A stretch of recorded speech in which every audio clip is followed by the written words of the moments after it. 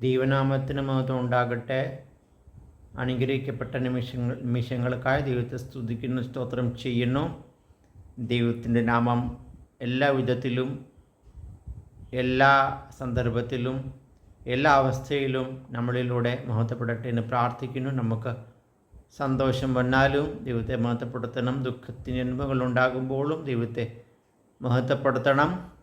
ഏതവസ്ഥയിലും ദൈവമാണ് ആരാധനയ്ക്കും പുകഴ്ചയ്ക്കും മഹത്വത്തിനും ബഹുമാനത്തിനും യോഗ്യൻ. നമ്മുടെ അവസ്ഥ, നമ്മുടെ ജീവിത സാഹചര്യങ്ങളനുസരിച്ച് ദൈവത്തിൻ്റെ ശക്തിക്കും ദൈവത്തിൻ്റെ വല്ലഭത്വത്തിനും ദൈവത്തിൻ്റെ വലിപ്പത്തിനുമൊന്നും ഏറ്റക്കുറച്ചിലുകൾ ഉണ്ടാകുന്നില്ല. നമ്മുടെ അവസ്ഥകളെല്ലാം ദൈവം ആരാണെന്ന് നിർണ്ണയിക്കുന്നത്. ദൈവം അനാദിയായും ശാശ്വതമായും ദൈവമാണ്. നമ്മുടെ അവസ്ഥ നോക്കി നാം ഒരിക്കലും ദൈവം ഇങ്ങനെയുള്ളവൻ, ദൈവം അങ്ങനെയുള്ളവൻ എന്ന് പറയാൻ പാടില്ല. ബൈബിൾ എന്താ പറയുന്നു, അതാണ് ദൈവം. അപ്പോൾ നമ്മുടെ അവസ്ഥയെല്ലാം ദൈവം ആരാണ് നിർണ്ണയിക്കുന്നത്. ഏതവസ്ഥയിലും ദൈവത്തിൽ ആശ്രയിക്കുവാൻ ദൈവം വലിയവനാണ്. ദൈവം ശക്തനാണ്. ദൈവം സർവശക്തനാണെന്ന് അനുഭവത്തിലൂടെയും വിശ്വാസത്തിലൂടെയും ഒക്കെ മനസ്സിലാക്കുവാൻ ദൈവം നമ്മളെ ഇടയാക്കട്ടെ. യോഹന്നാന്റെ സുവിശേഷം 14-ാം അധ്യായം, അതിൽ കർത്താവ് പറയുന്നു, നിങ്ങളുടെ ഹൃദയം കലങ്ങിപ്പോകരുത്. ദൈവത്തിൽ വിശ്വസിപ്പീൻ, എന്നിലും വിശ്വസിപ്പീൻ.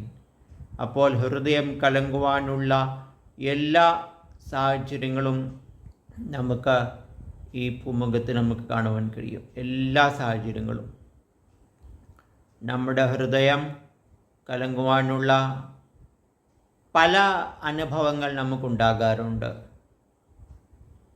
ചില പ്രയാസഘട്ടങ്ങളൊക്കെ വരുമ്പോൾ നമ്മുടെ ഹൃദയം കലങ്ങിപ്പോകും. മറ്റു ദൈവമക്കളുടെ മാതൃകയില്ലാത്ത പെരുമാറ്റം കാണുമ്പോൾ നമുക്ക് സംശയം ഉളവാകും, ഇതാണോ ക്രിസ്ത്യ ജീവിതം എന്ന്. എന്നാൽ നമ്മൾ മറ്റാരെയുമല്ല ശ്രദ്ധിക്കേണ്ടത്, യേശുവിനെ ശ്രദ്ധിച്ച് യേശുവിനെ നോക്കി യേശുവിന് വേണ്ടി ജയകരമായി ജീവിക്കുവാൻ നമുക്ക് എല്ലാവർക്കും കഴിയണം. കർത്താവ് പറഞ്ഞില്ല, ഇന്ന ഗുരുവിൽ വിശ്വസിക്കുക, ഇന്ന റബിയിൽ വിശ്വസിക്കുക എന്ന് പറഞ്ഞില്ല. ഇന്ന ദേവദാസിൽ വിശ്വസിക്കുക എന്നല്ല പറഞ്ഞ്, ദൈവത്തിൽ വിശ്വസിപ്പീൻ, എന്നിലും വിശ്വസിപ്പീൻ. വിശ്വസിക്കാൻ കൊള്ളാവുന്ന ഒരേ ഒരു വ്യക്തി ദൈവം മാത്രമാണ്. ഏക സത്യദൈവമായ പിതാവായ ദൈവത്തിലും ഏക സത്യദൈവമായ പുത്രനാം ദൈവത്തിലും ഏക സത്യദൈവമായ പരിശുദ്ധാത്മാവ് ദൈവത്തിലും വിശ്വസിക്കുന്നതാണ് ക്രിസ്ത്യ ജീവിതം. യേശുക്രിസ്തു ഈ ലോകത്തിൽ എന്തിനു വന്നു എന്ന്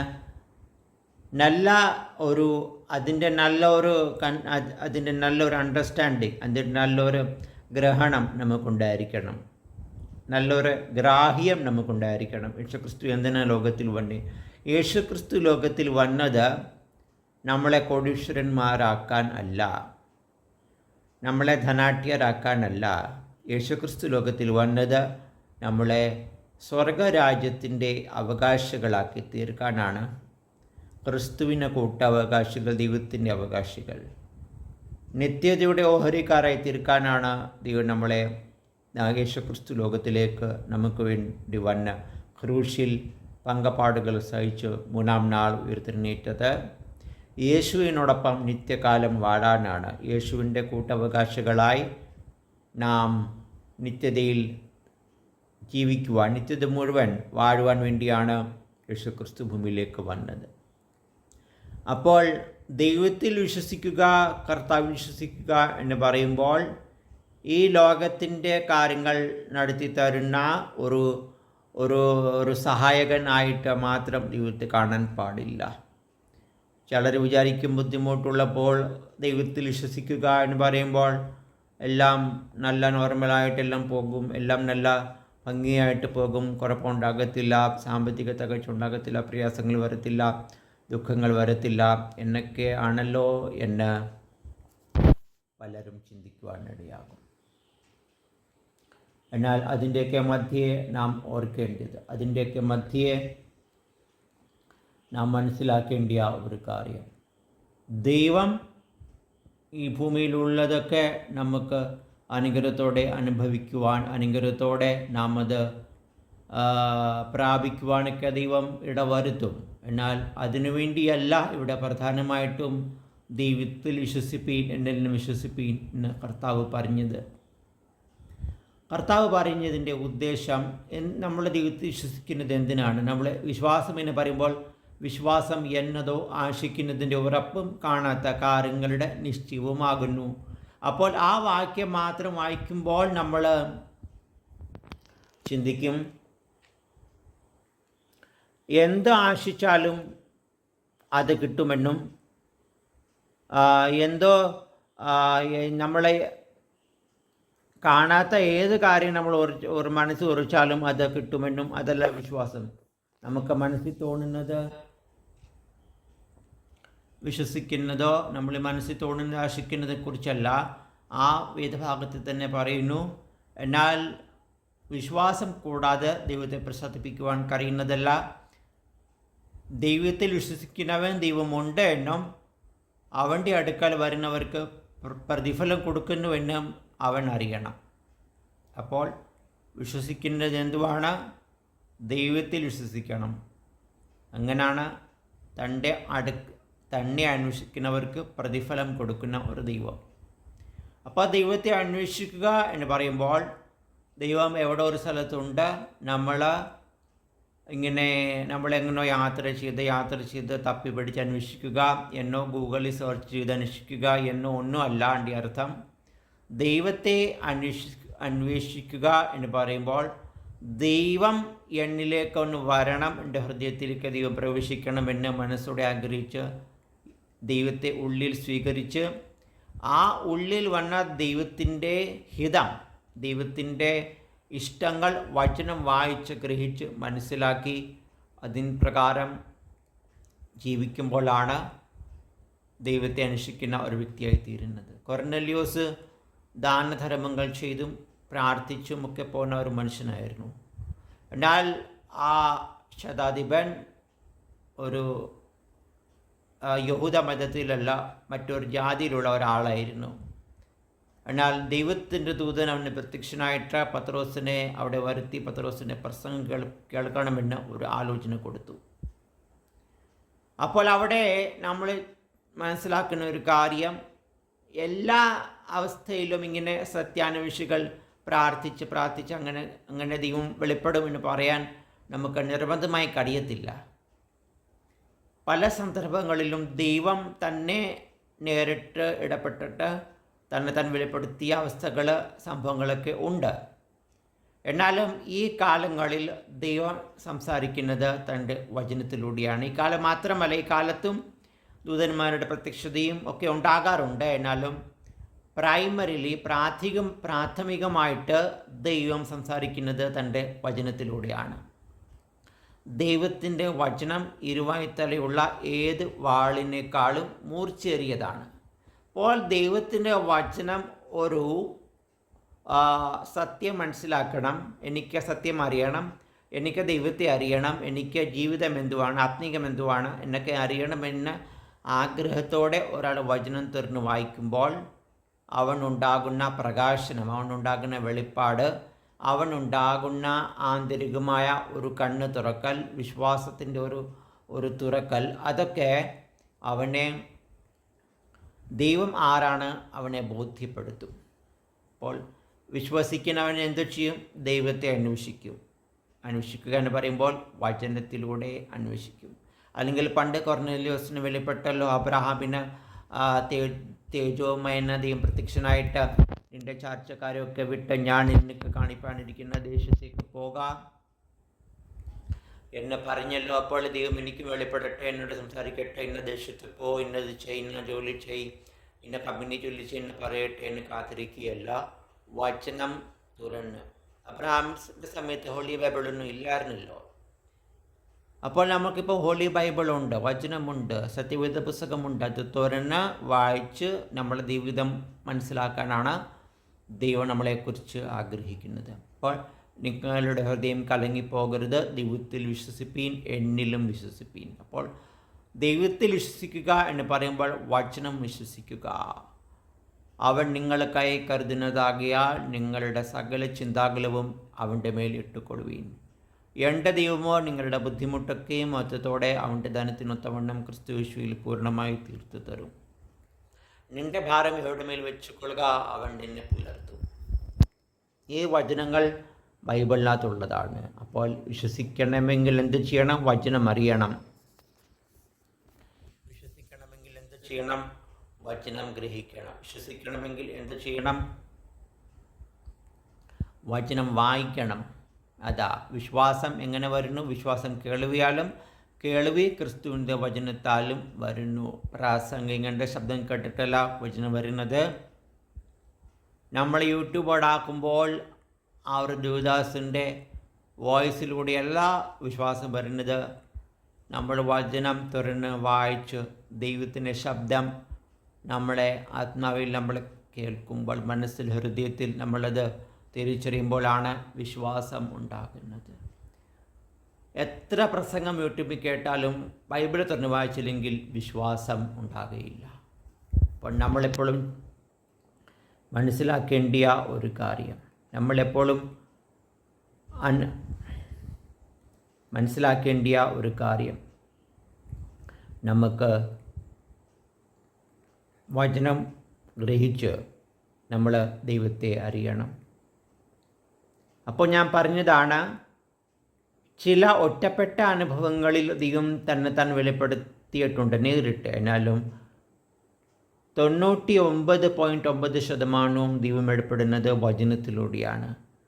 ടി വിയിൽ കേൾക്കുന്ന പ്രസംഗത്തിലൂടെ ആണെന്ന് ഉറപ്പായിട്ട് ഇവിടെ പറയുന്നില്ല. എന്നാലും വചനത്തിലൂടെ ദൈവം വ്യക്തമായിട്ട്, ദൃഢമായിട്ട്, സ്പഷ്ടമായിട്ട്, ഒരു സംശയം നമുക്കില്ലാതെ, ഓരോ സന്ദേഹത്തിനും മുറിയില്ലാതെ, ഒരു സന്ദേഹത്തിനും ഇടയില്ലാതെ വ്യക്തമായിട്ട് ദൈവം തൻ്റെ വചനത്തിലൂടെ നമ്മുടെ സംസാരിക്കും. പുസ്തകങ്ങളിലൂടെയല്ല, ഒന്നുമല്ല, പാട്ടിലൂടെയല്ല, ബൈബിളിലൂടെ. എന്നാലും നാം പ്രസംഗം കേൾക്കുമ്പോൾ, പാട്ടുകൾ കേൾക്കുമ്പോൾ, പുസ്തകങ്ങൾ വായിക്കുമ്പോൾ നമുക്ക് ആ വചനത്തോട് നീതി പുലർത്തുന്ന സന്ദേശങ്ങളാണെങ്കിൽ നമുക്കത് ഏറ്റെടുക്കാമല്ല, തീർച്ചയായിട്ടും അത് ഏറ്റെടുക്കണം. എന്നാൽ ഏതെങ്കിലും ഒരു സന്ദേശം ദൈവവചനത്തിന് വിരുദ്ധമാണെങ്കിൽ അത് നമ്മൾ തള്ളിക്കളയണം. അപ്പോൾ ഹൃദയത്തിൽ എന്തോ ഉണ്ടാകാൻ സാധ്യതയുണ്ട്, കലങ്ങിപ്പോകുവാൻ സാധ്യതയുണ്ട്.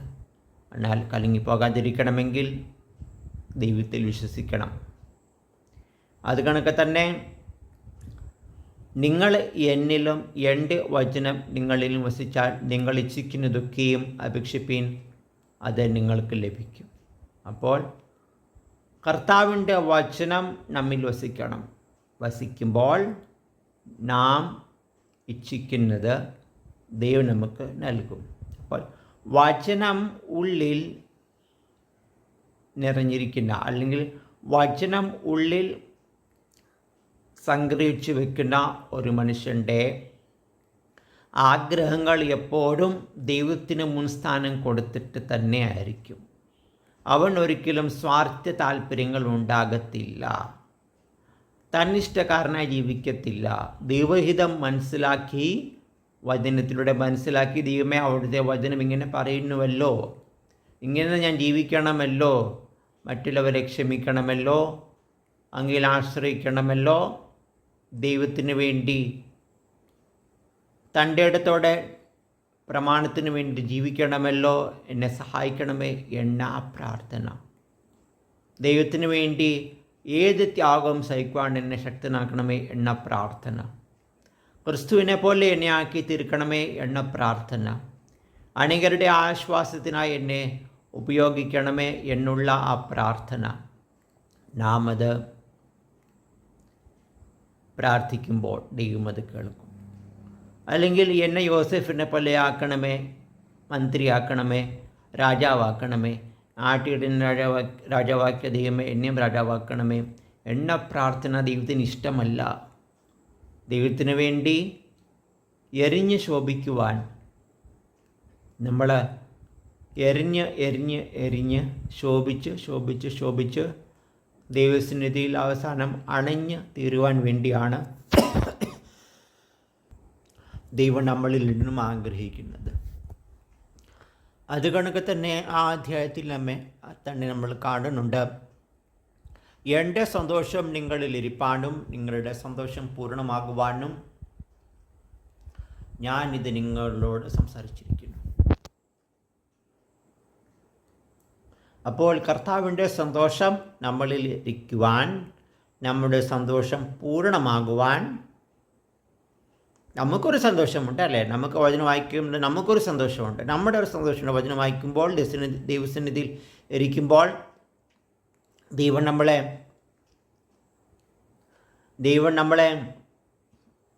നമ്മോട് ഇടപെടുമ്പോൾ, വചനം വായിക്കുമ്പോഴേക്ക് നമുക്കൊരു സന്തോഷമുണ്ട്. എന്നാൽ ഇവിടെ പറയുന്നത് എൻ്റെ സന്തോഷം നിങ്ങളിലിരിപ്പാനും നിങ്ങളുടെ സന്തോഷം പൂർണ്ണമാകുവാനും. അപ്പോൾ രണ്ട് സന്തോഷത്തെക്കുറിച്ച് ഇവിടെ പറയുന്നത്. കർത്താവിൻ്റെ സന്തോഷം നമ്മളിൽ ഇരിക്കുന്നത് എങ്ങനെ? ദൈവവചനത്തിൽ ദൈവത്തിൻ്റെ സന്തോഷം അടങ്ങിയിട്ടുണ്ട്. ആ ദൈവത്തിൻ്റെ സന്തോഷം അടങ്ങിയിരിക്കുന്ന ദൈവത്തിൻ്റെ വചനം നമ്മളിലേക്ക് വരുമ്പോൾ നമ്മുടെ സന്തോഷം പൂർണ്ണമാകും. ദൈവത്തിൻ്റെ സന്തോഷം നമ്മളിലേക്ക് വരുമ്പോൾ നമ്മുടെ ഉള്ളിലെ സന്തോഷം പൂർണ്ണമാകും.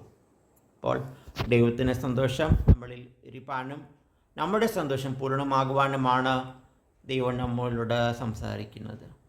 ദൈവം നമ്മോട് സംസാരിക്കുന്നത് നമ്മളൊരു ഫ്രണ്ടിനെ വാട്സാപ്പിൽ വിളിച്ച്, ഫോണിൽ വിളിച്ച് സംസാരിക്കുന്നത് പോലെയല്ല.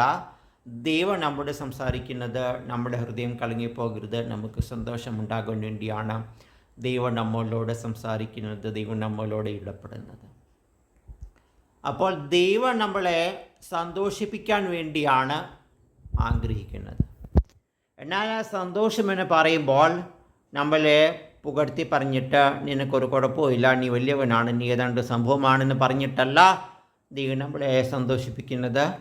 നമ്മുടെ തെറ്റുകളെ ബോധ്യപ്പെടുത്തി നമ്മളെ നല്ലവരാക്കി, പിന്നെ നമുക്കൊരു അഭിമാനം, ഞാനിപ്പോൾ ദൈവസന്നിധിയിൽ വന്നു കഴിഞ്ഞിട്ട് കഷ്ടതയിലൂടെ കടന്നു പോയിട്ടാണെങ്കിലും ഇപ്പോൾ ഞാൻ സ്വഭാവ രൂപീകരണം സംഭവിച്ച് എനിക്ക് നല്ല മാറ്റങ്ങൾ ഉണ്ടല്ലോ, എനിക്ക് സ്വഭാവത്തിൽ നല്ല വ്യത്യാസമുണ്ടല്ലോ, എനിക്ക് സ്വഭാവത്തിൽ നല്ല ഒരു ഉയർച്ച ഉണ്ടല്ലോ, ഞാൻ മറ്റുള്ളവരെ ക്ഷമിക്കുന്നല്ലോ എന്നൊക്കെയുള്ള ഒരു ഒരു ഒരു നിർമ്മലമായ നിഷ്കളങ്കമായ ഒരു അഭിമാനം, അതിൽ നമുക്കൊരു പ്രാഗൽഭ്യം ഉണ്ടാകണം. ആ പ്രാഗൽഭ്യത്തോട് കൂടിയ സന്തോഷമാണ് ദൈവം ആഗ്രഹിക്കുന്നത്. അല്ലെങ്കിൽ എന്ത് തെറ്റ് ചെയ്താലും കുഴപ്പമില്ല, സാരമില്ല, അങ്ങനെ അങ്ങ് പോകാം, ആ സന്തോഷമല്ല. നമ്മുടെ തെറ്റുകൾ തിരുത്തി, നമ്മൾ ദൈവസന്നിധി തെറ്റുകൾ ഏറ്റുപറഞ്ഞ് ഉപേക്ഷിച്ച്, നമ്മൾ കരുണയ്ക്ക് യാചിച്ച് മാനസാന്തരപ്പെട്ട് ജീവിതത്തിൽ രൂപാന്തരവും മാറ്റങ്ങളും ഉണ്ടായിട്ട് ഓരോ ദിവസവും മാറ്റങ്ങൾ വന്ന് അങ്ങനെ ഒരു നല്ല വ്യക്തിത്വത്തിന് ഉടമയായി തീർന്നുകൊണ്ടിരിക്കുമ്പോൾ ഉണ്ടാകുന്ന ആ സന്തോഷമാണ് ദൈവം നമ്മളിൽ ആഗ്രഹിക്കുന്നത്. അപ്പോൾ നമുക്ക് എന്തുവാണ് നമ്മളുടെ ആ ഒരു സന്തോഷം നൽകുന്നത്? ദൈവത്തിൻ്റെ വചനം നമ്മളിൽ വസിക്കണം, നമ്മൾ ദൈവത്തിൽ വിശ്വസിക്കണം, ദൈവത്തിൻ്റെ സന്തോഷം നമ്മളിൽ ആയിരിക്കണം, നമ്മുടെ സന്തോഷം പൂർണ്ണമാകണം. ഈ അനുഭവങ്ങൾ നമുക്കുണ്ടാകുമ്പോൾ നമ്മൾ ക്രിസ്തീയ ജീവിതത്തിൽ വളരുകയാണ്. മഹത്വത്തിൻ്റെ പ്രത്യാശയായ ക്രിസ്തു നിങ്ങളിൽ വസിക്കുന്നു എന്ന വചനം പറയുന്നു. മഹത്വത്തിൻ്റെ പ്രത്യാശയായ ക്രിസ്തു. അപ്പോൾ ക്രിസ്തു നമ്മളിൽ ഉള്ളപ്പോൾ നമുക്കൊരു പ്രത്യാശയുണ്ട്. എന്ത് പ്രത്യാശയാണ്? മഹത്വത്തിൻ്റെ പ്രത്യാശ. അപ്പോൾ വെറും പ്രത്യാശയല്ല, മഹത്വത്തിൻ്റെ പ്രത്യാശ. നമുക്ക് ആ പ്രത്യാശ ഉള്ളത് കൊണ്ടാണ് നാം ഈ ലോകത്തിൽ അപമാനങ്ങൾ, ദുഃഖങ്ങൾ, കഷ്ടങ്ങൾ, നഷ്ടങ്ങളൊക്കെ നാം നേരിടുമ്പോൾ നമുക്ക് പ്രത്യാശിക്കുവാൻ ഒരു വകയുണ്ട്. കാരണം നമ്മൾ പ്രത്യാശിക്കുന്നത് എങ്ങോ വേറൊരു ഗ്രഹത്തിലോ വേറൊരു ലോകത്തിലോ ഇനി നമുക്ക് കിട്ടാൻ പോകുന്ന ഒരു അനുഭവമല്ല. നമുക്ക് കിട്ടാൻ പോകുന്ന ഒരു നല്ല നമ്മൾ പ്രത്യാശിക്കുന്ന മടങ്ങി വരവ്, സ്വർഗരാജ്യം, സ്വർഗം, നിത്യത, ഇതൊക്കെ അതിൻ്റെ എല്ലാമായവൻ നമ്മുടെ ഉള്ളിൽ വസിക്കുന്നു. നമ്മുടെ ഉള്ളിൽ വസിക്കുന്നത് കൊണ്ട് നമുക്ക് അത് ബോധ്യമുണ്ട്. നമ്മുടെ ഹൃദയത്തിൽ യേശു ഉള്ളത് കൊണ്ട് നമുക്ക് ആ തിരിച്ചറിവുണ്ട്. നാം ഈ ലോകത്തിൽ അവസാനിച്ചാലും നമുക്കൊരു നിത്യതയുണ്ട്. കർത്താവിൻ്റെ വരവ് സംഭവിച്ച് നമ്മുടെ ജീവനോടിരിക്കുമ്പോൾ അങ്ങനെയാണെങ്കിലും നമ്മൾ സ്വർഗത്തിലേക്ക് എടുക്കപ്പെടും എന്ന പ്രത്യാശ നമുക്കുണ്ട്.